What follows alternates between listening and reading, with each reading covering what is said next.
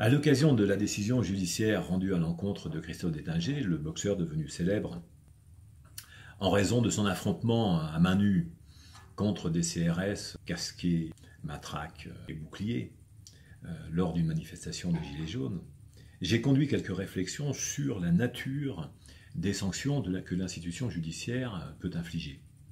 Compte tenu de la diversité des poursuites pénales et des sanctions prises selon les personnes, on peut déjà se dire que Jean de La Fontaine a fait du François Villon en interpellant l'humanité républicaine depuis son époque régalienne, en constatant que, selon que vous serez puissant ou misérable, les jugements de cour vous rendront blanc ou noir, indépendamment du manque d'indépendance vis-à-vis du gouvernement, caractérisé de certains juges, ce qui n'a rien de nouveau, que l'on peut constater.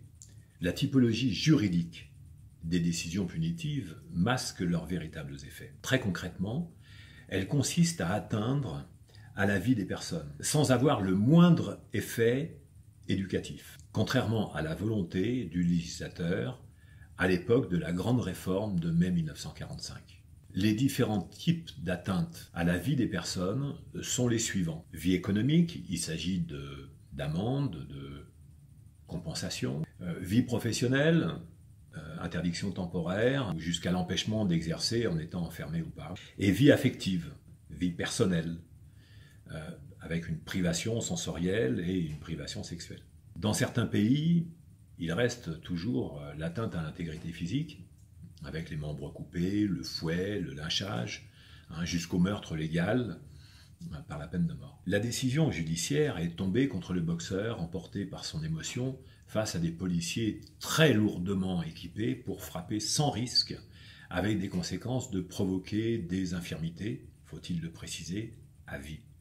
Il a pris 30 mois de prison, dont 18 avec sursis, soit 12 mois de prison ferme, aménageable en semi-liberté, pour qu'il puisse aller travailler. Le ministère public, lui, avait requis 3 ans de prison, dont 2 fermes. Le plus souvent, pour les personnes les moins nanties, le modèle actuel en France fonctionne encore sur des atteintes globales, c'est-à-dire qu'il s'agit de mélanger les différents types de privations et d'aboutir à un empêchement d'aller et venir ailleurs que dans un espace fermé avec des couloirs et puis des moments de promenade. Ainsi, toute la vie de la personne est atteinte. La vie économique, la vie professionnelle et la vie personnelle. Pour quel effet ? Le questionnement est dans la reprise des travaux qui sont devenus des friches depuis qu'ils ont été engagés avant la guerre de 1939-1945, qui visait la suppression des bagnes et l'idée de travailler sur une dimension d'altérité par rapport à des personnes qui seraient prises en délinquance, visant à favoriser l'intégration, l'insertion, l'apprentissage, l'instruction, la formation, plutôt que l'inutile répression.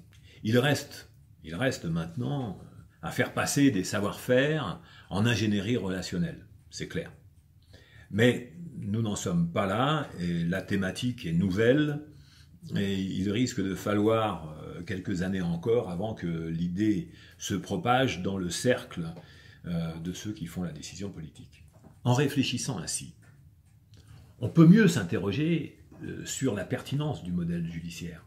N'en serions-nous pas toujours à l'idée de la justice selon la loi divine, la loi du talion, œil pour œil, dent pour dent, avec son jeu de crédulité et d'illusoire exemplarité. Illusoire, parce que l'exemplarité n'a en fait jamais été dissuasive.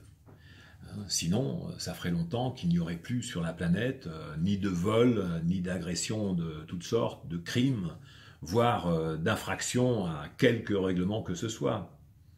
Mais tout cela repose sur un ensemble de fictions, confessionnelles, juridiques et psychosociologiques, qui voudraient qu'une personne saurait comment se comporter, comment retenir et contenir, maîtriser ses états émotionnels, sans jamais l'avoir appris, et qu'en su, elle aurait connaissance implicitement des lois, y compris, et pour le comble, celles les moins connues de ceux qui les rédigent, qui les promulguent, et parfois qui ne les respectent pas. Ainsi, au nom de cette pratique de la domination, d'un maître sur un esclave social, disons que celui qui a été pris la main dans le sac de billes peut être sanctionné par l'obligation de restituer les billes qu'il a prises.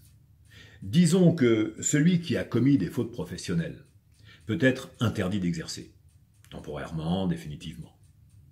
Que dire de celui qui s'est mis en colère contre une personne et qui en est arrivé à répondre par la violence à des comportements violents? On le prive de sa vie de famille. De toute évidence, il y a quelque chose de mesquin dans la punition affective. Un profond travail culturel est à réaliser pour faire évoluer en France le paradigme de référence politique, la pratique de la gouvernance et le système judiciaire lui-même.